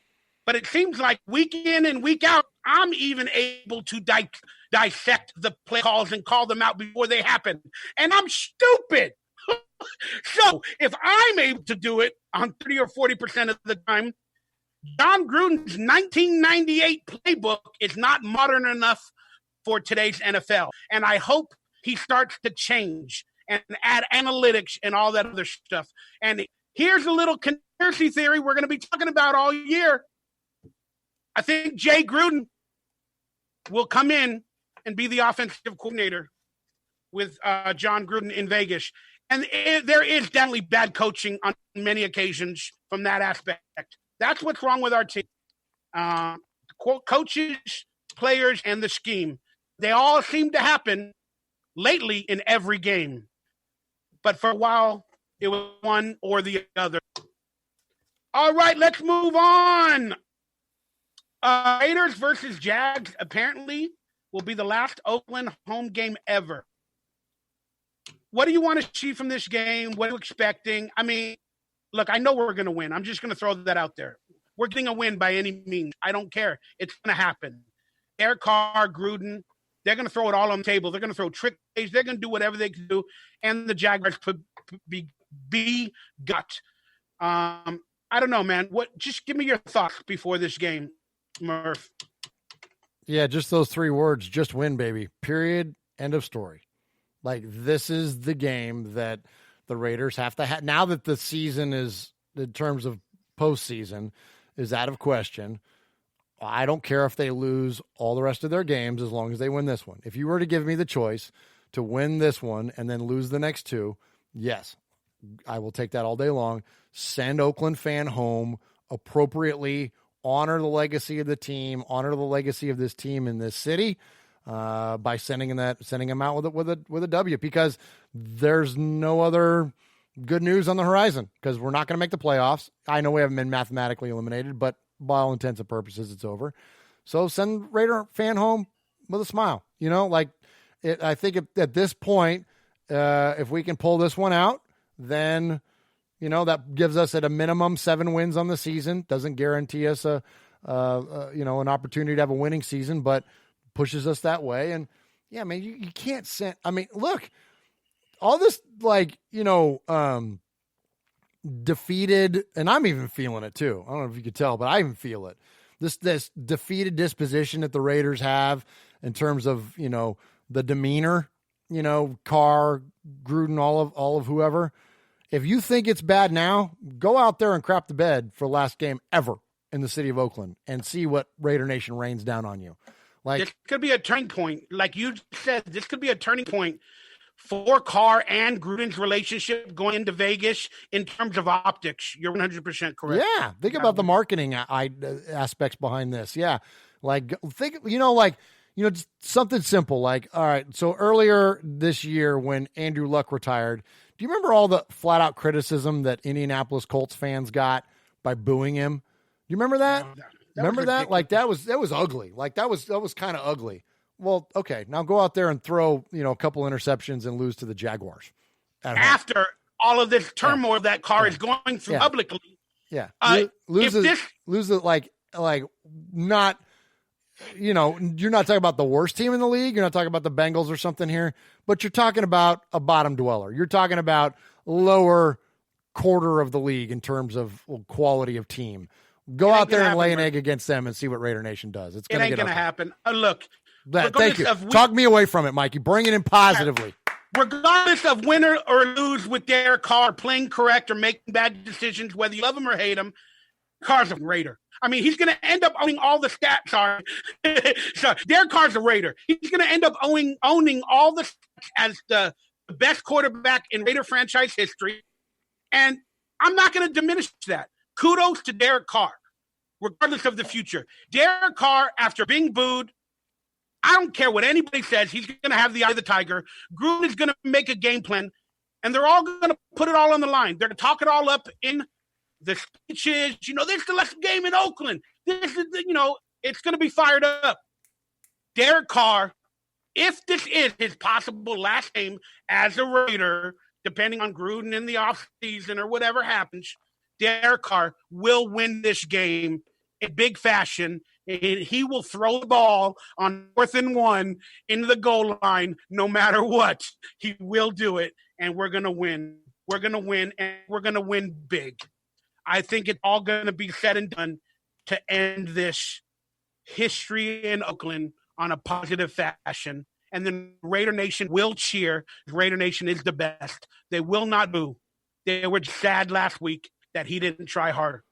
But maybe he was saving it for this game, and I hope so. All right. In terms of the playoff predictions, we'll just throw this out there. We are not mathematically eliminated. We're not going to talk about it much. But if the Houston Texans lose every game moving forward and we win every game, we sneak in at the 6th seed. If the Tennessee Titans lose every game and we win every game, we sneak in as the 6th seed. But here's the funny part. The Titans and the Houston Texans both play each other 2 times out of the next 3. So if either one of them split that series, we are eliminated. So what are the odds of them both either or losing all 3 and us winning 3 and sneaking into the playoffs? Murph? What are my chances? Not good. So what is that, 1%? Not good, like 1 out of 100. I'd say more like 1 out of 1 million. Wow. That's the bad quote. Wait for it. Wait for it. So you're telling me there's a chance? There is a chance. I love that quote. What is that from? Jim Carrey? Yeah, it's from Dumb and Dumber. I think the Titans will win them both. The Houston Texans are flailing. Yeah, I think the Titans will win them both. Okay. There's a chance. I'm And sorry. Houston, I'm a little sad sack tonight, man. This one took it out of me. For those of you that don't know, I'm originally from the Bay Area. I'm from San Jose, California, but I now live outside of Nashville, Tennessee, and Middle Tennessee, right in the heart of Titans country. And man, so not only do we have a certain presence on social media, so when the Raiders lose, I hear it just from whatever team's fans anyways, but when they lose to the Titans, and especially in such a critical game, dude, I've caught 19 kinds of crap from last night all the way through today. And I'm feeling a little beat down, man. I'm feeling a little beat down. So yeah, I know mathematically there's a chance, but this thing's over, man. Let's just send out Oakland fan appropriately. Let's win this game and maybe climb back to 500. And, but it's time for the offseason, man. I hate that to be that way, but I'm that guy today. Yeah, the graphics are wrong. They're from many weeks earlier, and then I kind of updated little by little. So who cares? Get over it. Saying the graphics messed up, Mikey. The graphics messed up, Mikey. Yeah, isn't correct, Mikey. Whatever. Shut up. Long story short, we got the Chargers after the Jaguars. They won a game the other day, and then Drew Lock. Some people are saying he looks better than CARR so far. I don't know. It's just saddish, and I don't want to talk about it. He's got more 300-yard games than Derek Carr does this year. How's that sit with you, Raider Nation? Derek Carr's had how many shots at 300-yard games and has 0, and Drew Lock has had 2 shots at it and has 1. Yeah, or he has 1. I thought he might have 2. That's crazy. This is the crap that we have to deal with. This is the stuff. This is why you get beat down when it's like, okay, how do I defend that? How do you defend that? How does the proverbial you out there, Raider Nation, how do you defend that when the stupid-ass Broncos quarterback already has a 300-yard game and our guy still doesn't have 1? Ugh. Again, it's the system and Derek Carr's decision-making at times, so I blame both. All right, let's move on. It's time to stump my man Murf. Ah, jeez. That's right. We're going to stump me as well. First off, I just want to let everybody know we do have T-shirts available if you're interested in support of this channel. The Mondays Mikey and Murf MTV logo design, that's the most popular. We sold 2 of those. Then we've sold 1 of the Faces logo in total. But hey, if you guys want to wear our faces on your body and represent hopefully one of your favorite shows on YouTube, we truly appreciate it. And we love you guys. And thank you so much. All right, let's get right into it. This is called Raiders Backdraft. That's right, Murf. I'm going to stump you without looking at your phone. I want you to name 3 Raider players that were drafted in 1988. Jeez, dude, I don't know. Man, I really don't know. I don't know drafts very well. It's just fun. I can name 1. He's my favorite player of all time. If you know who my favorite player of all time is. I don't. Let's see. So I'm let's see. 88. Gosh, man. There's a couple of big ones in there, but Is Wisniewski in there? Trip you out. And we're gonna find out, aren't we? I'm Maybe myself as well. I don't know. Okay, so 88. No, that would be no. 88. Timmy Brown. Is that too early for Timmy? I don't know. I really don't know this stuff, man. I don't know. I'm not good at going back in drafts. Again, I haven't looked either. I really haven't. I know Tim Brown was drafted in 88. He's my favorite player. Got his rookie football card everywhere. Okay. So Tim Brown was 88 because his rookie card came out in 89 because they always put it a year later for some reason. So Tim Brown, I'm pretty sure, was drafted in 88. I'm also thinking Mervin Fernandez. I don't know why that's going into my head that we needed receivers that year. And then I'm going to go out on a limb and say John Ritchie, fullback. No, way too early for Ritchie. But go ahead. Right. He's in the 90s. Some defensive player, there's got to be a big one out there. Well, that line, I'll tell you on that line, because I know that the 88 Raiders, so would have been the 89 season, good friend of our show, Pete Koch, played on that line.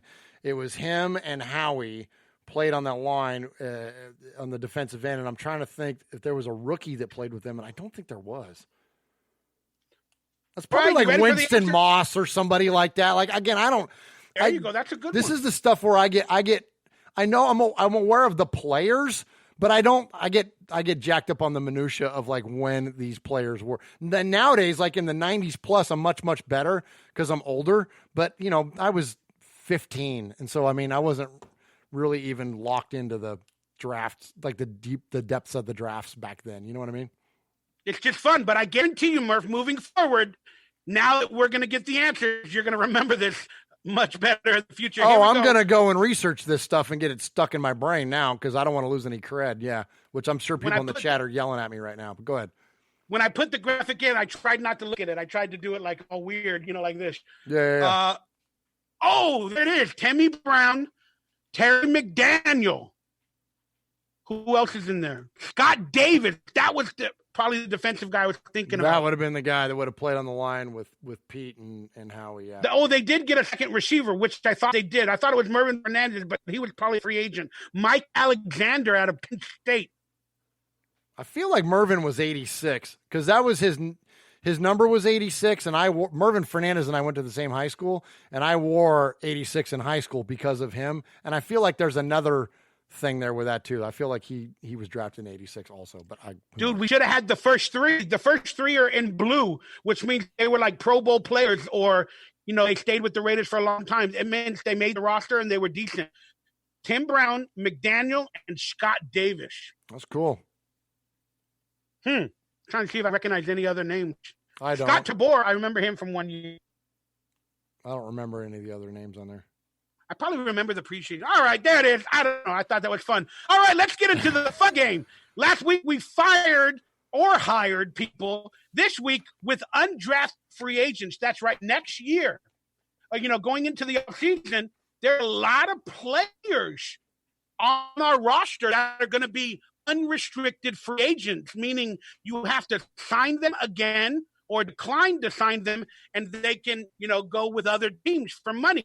There's a lot of players on our roster that are going to be unrestricted free agents. So I'm going to post a picture, and we're both going to answer whether the Raiders staff or coaches, and whether we would re-sign them again to a contract, I don't care what value, or we would decline the offer. You understand how the game goes, Murphy? Yes.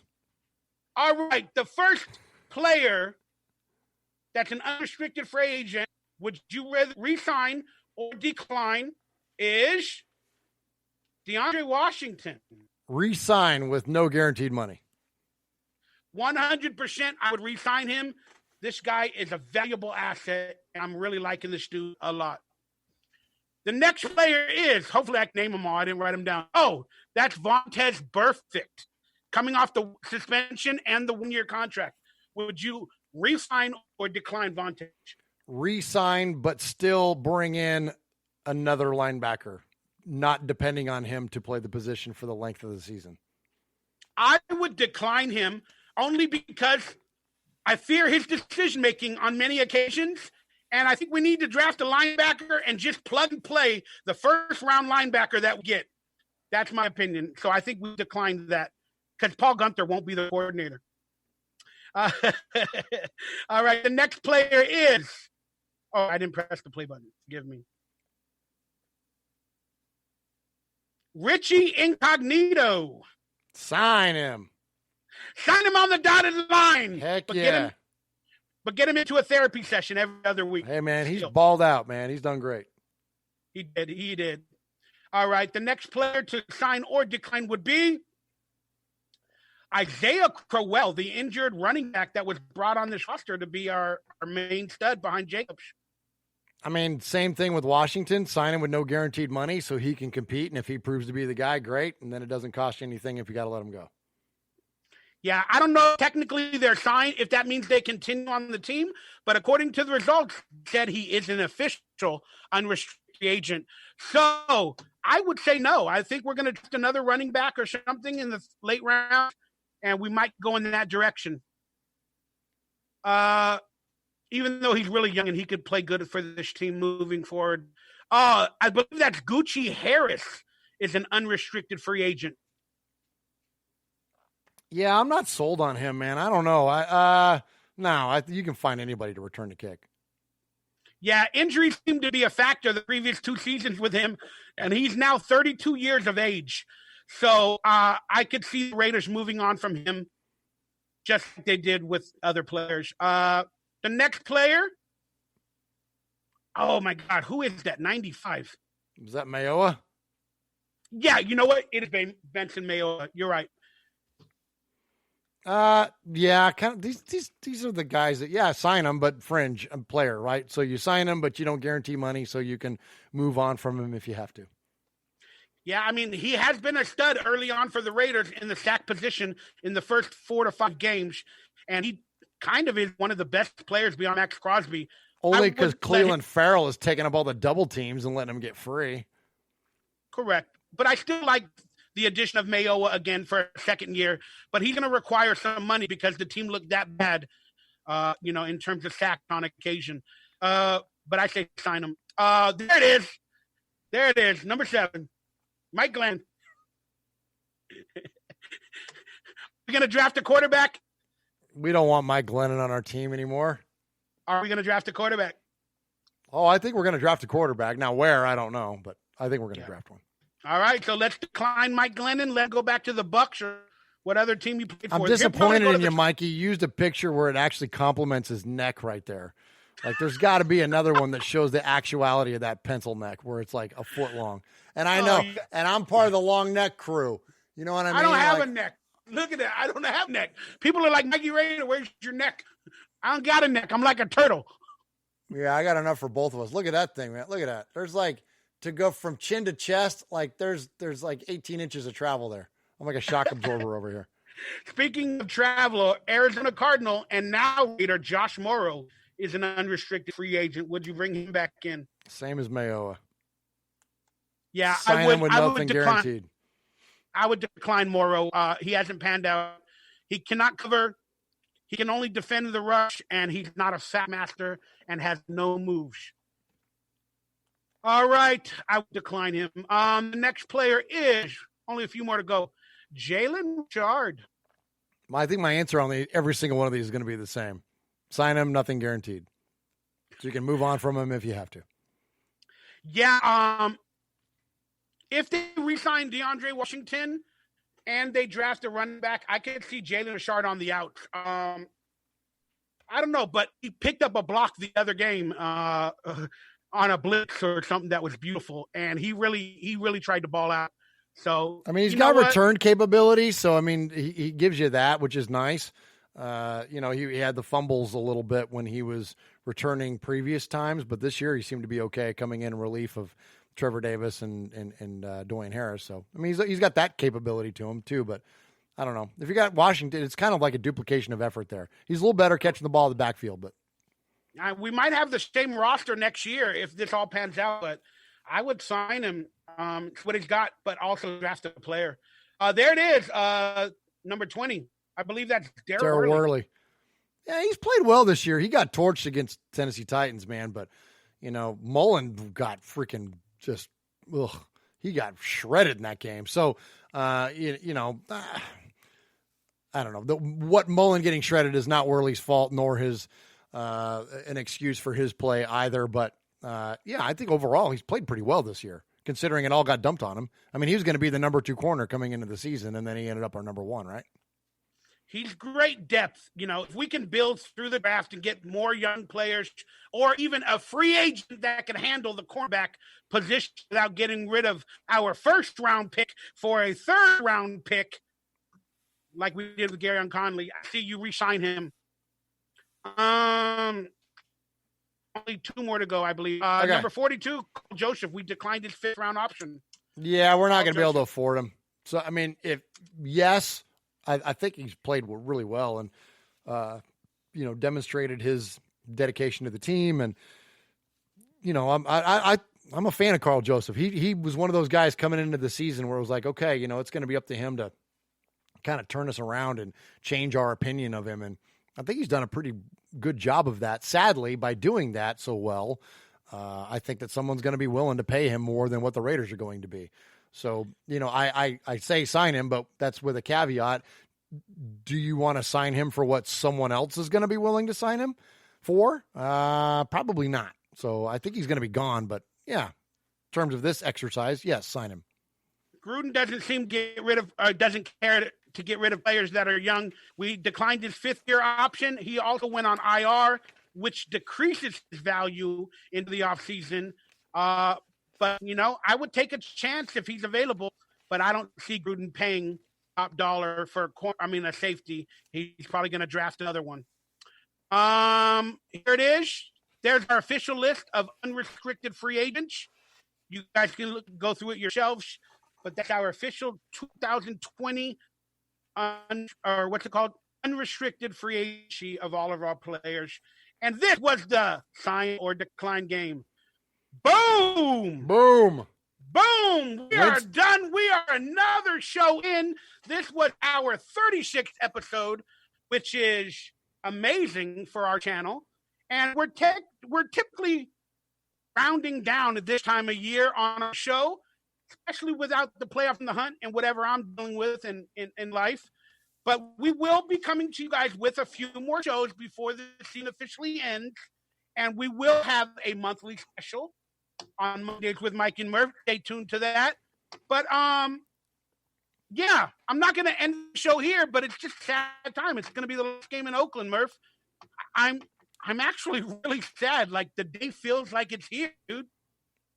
Yeah, I'm a little bummed too, Mikey. I'm with you. Real quick, Winston Moss was drafted in 1987, so I missed that by a year, and it was by the Buccaneers. It wasn't even drafted by the Raiders, so shows you how bad I am at that game. Yeah, man, I think that's also part of why I'm feeling a little down. You know, the win-losses, actually, I take that back. Win-losses, we figured the team was going to be about a 500 team, and that's about where we're at. But the way that it's kind of fallen off after having a little bit of hope, I think that's what's contributed to this. And then the fact that it was the Titans and all those things all kind of play into it. But I think that just hearing you say that, I think that's what's got me, man. I really wasn't able to pinpoint it until just now hearing you say that.